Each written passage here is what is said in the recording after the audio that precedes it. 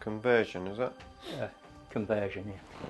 Today we are looking at Mission 5 of the Chapter Approved 2022 book, and it's coming right up. Necrons! Nick speaking, and welcome to this video. Right, today we are looking at Mission 5 from the new Chapter Approved 22 book. We're doing the Strike Force missions in this little mini-series of each mission. There's 9 missions in total, quite a good amount of missions. And this one is, again, quite an interesting mission. Yeah. So, let's go table down and have a look. Okay, so we've got the deployment map here. Effectively, it's a circle here with quarters, so it's table quarters, and 5 objectives, 1 slapping in the middle, and 1 in each quarter, so quite spread out. And obviously, the deployment zone is going to be 1 quarter here. Now, the secondaries for this is about keeping objectives. So if you get your opponent's objective, you get... No, we're not secondaries. The secondaries are the main mission. Yes, the progressive primary. Yeah, right, there you go. So you get 4 points for holding that one. You get 2 points for holding these. And you actually lose a point if you lose your objective. Yes. But let's face it, if you've lost your objective, you're probably going to lose the game. So, yeah, Rich, take it away. What do you think? Well, automatically, hammer and anvil, it's 5 objectives, so possibly stranglehold. This is well protected. You've got maybe a small unit at the back, and you're not losing that. Yeah, I'm making sure that no one can come in that corner there. Yeah, and then maybe just chucking stuff forward to get there.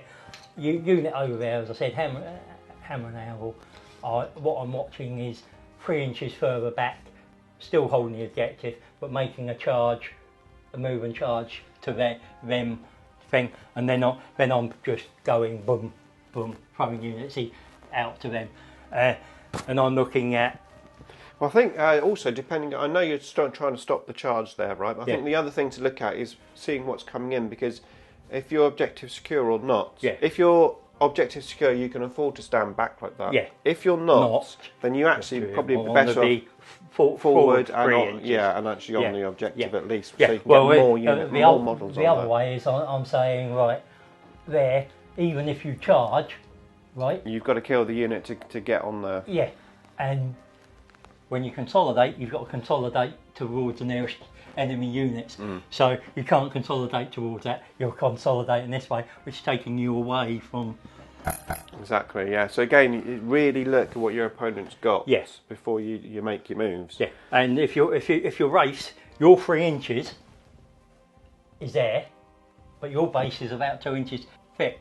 That's exactly what I did. I was playing 6+ Devo, and I basically had the opportunity just to stand on the objective. Assault is 20 boys. It was down a corridor, so all of their assault attacks couldn't get in.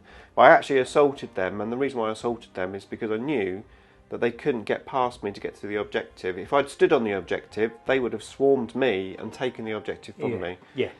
So those are the considerations, but I mean, initial thoughts depending on what you're facing and everything. You might want to be behind, you might want to be forward, but that's the 3 objectives.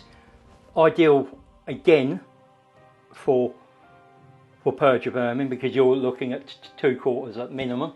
Yep. I mean, if you've got Silent King, Code of Combat, but you're not worried about it, Stranglehold, grind them down, possibly. I mean, 5 objectives. Stranglehold's always a strong one, isn't it? If you've got 6, but 5 is a lot better, because you've got 2, and then all you have to do is basically make sure you get the middle one, or you can even just deny the middle one. Yeah. If your opponent's taking Stranglehold, if you're denying the middle one every time, they're not scoring it. And your other option is on this one, and this is the one I'd say engage on all fronts, because it's not a stretch to come over into a 3rd quarter quite easily and get 2 points a turn, and you're scoring 10 points. So yes, because if your opponent's standing on here, there's going to be this gap here, isn't there, to get in. Yeah. in there. If the objective was up here more, it would be a bit more of a struggle to get engaged. And I wouldn't consider it. But I can chuck a unit over there and say, yeah, you kill them. I've still, that's got me engaged in my turn. I don't care what you do with it after that. But again, you build that into your list. But I mean, that for me is sort of, and then I'm getting to first 2 turns is about making sure I score those points. Yep. And then I'm thinking, quick game. I've got an advantage in my army. Let's try that one. Let's try and take him down a couple of points turn 4. And also, if you can put pressure, say, well, look, I'm coming over here. Yeah. That could potentially just hold them right back to stop them coming forward to your objective. And this is where I might be more aggressive with a unit of 3 units, say a unit of Wraiths, a unit of Scorpex, and the Silent King, and just go boom. Or a big blob of maybe flayed ones. Yeah, or something. Yeah, something there. So if you're threatening it, your opponent they can't really ignore it. And if you're putting 3 or 4 threats in, they've got to deal with one. Yeah. They shouldn't be able to deal with all 3. I mean, unless you're stupid things like Tower at the moment. But again, it depends on terrain and set up. And that's the other thing where if you're playing the same opponent every week, sometimes it's good to change your tactics up, because if you play the same mission, you've got the same armies. If you play the same way, people know what to expect. I mean, that's when I play Dave, who's the other Necron, and they have seen. If anyone watches my channel, they'll seen the battle reports of Dave. They will notice 99% of the time he is quite passive. So I can be aggressive, and I can choose, and I pick and choose who I want. I played a game. He had a Silent King and Void Dragon. Yeah. And he sent one that way, one that way. So I came round, dealt with that, and it took him a lot longer to bring everything back round. And by that time, I'd won the game. Yeah. So, but knowing what if you've got a regular opponent and you know what they're doing, then you're pretty sure every time they're just going to go boom. Yeah. You can build that into your plan. Yeah, exactly. So it's always good to have a change around. That's what I try to do. I always actually try to do unexpected stuff as much as I can. Yeah, I mean, you've got to be predictable in certain ways, obviously. I mean, with you, the only predictable thing with you is your deployment. You've got a couple of ways of deploying, and I think that's limited down to the army as well. I think that's down to the army, but I'm already thinking, right. You half know where I'm going. Okay, and what I'm doing. I know roughly what he's doing. It'll be, can I make him put certain units one side of that castle or the other, and can I make him get him dictate where I want those units? Yeah. But again, that's not a bad thing, because even if you know your opponent and you know your opponent's casting, can I make him, by putting a highly valuable unit this side, put more this side, and actually I'm not really worried. I'm wanting it to go the other side and just crush your weaker side. Yeah, exactly. So there are definitely different tactics and list building and army ideas for playing like the same people week in, week out on a friendly basis than going to a tournament. It's like a totally different story. Yeah, but a tournament you can't think, and this is why we suggest an all-comers list and building your list for a set of secondaries and scoring the primaries no matter what. Yeah. And then you're just getting into. And that's what we sort of almost tournament practice, even though you go to tournaments, but I don't. Yeah. But I definitely don't try to like list tailor. So for example, when you played the Thousand Suns, I stuck in my list like the core. The objective secure and that. And I could have just switched. I'm playing Zurichan today because he's got Thousand Suns, but that doesn't help me. No, and it doesn't necessarily help you because, and to be honest, my Thousand Sun list wasn't tailored to yours. It was me saying, right, this is what I've got at the moment.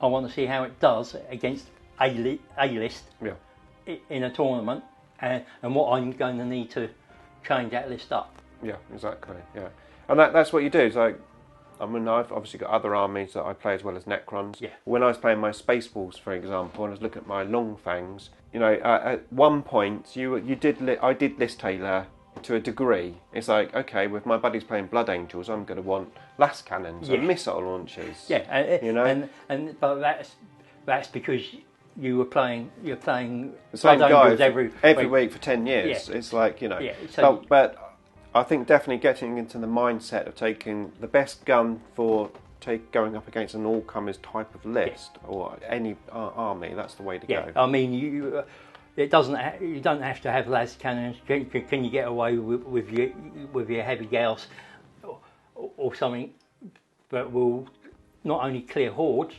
but will also deal with those high wound and high toughness tanks. Yeah. So it's balancing it.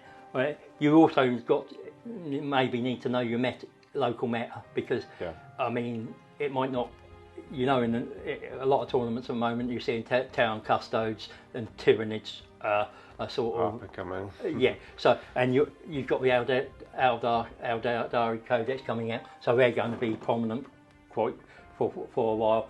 That's what you're going to expect to face. But you might be in a place where actually Grey Knights, demons, and orcs are more prominent. So it's no point just building your list towards that. No, exactly. And I think the thing about tournaments is there's probably only a very small percentage are actually going there with the intention to win it. With the intention, from my experience, most people are going there just to have some fun, have some games. They've got their armies already; it's already painted, and they're just playing whatever they've got. Yeah, I mean, my intention is I'm going to meet new people. I mean, it helps because I suffer a little with anxiety, not a lot, but I know that it pushes me out of my comfort zone. And it also, as I said, I meet new friends. I'm doing what I love. I'm getting more experience, and my aim is to get top half, maybe top 10. Not necessarily win it, because once you get into that top 10, you're playing the better players. And there are a lot more variables you've got to deal with. Yeah, I mean, my best result at the tournament, I was I think I was 8th position with 1 game left, but I ended up playing a Tau player, wiped me in 2 turns. So yeah, I've had that. Okay, I think we've rambled on a bit too much in this one, so let's finish it up. Here's the playlist for you to check out all of the other videos about the missions, and we'll see you in the next one.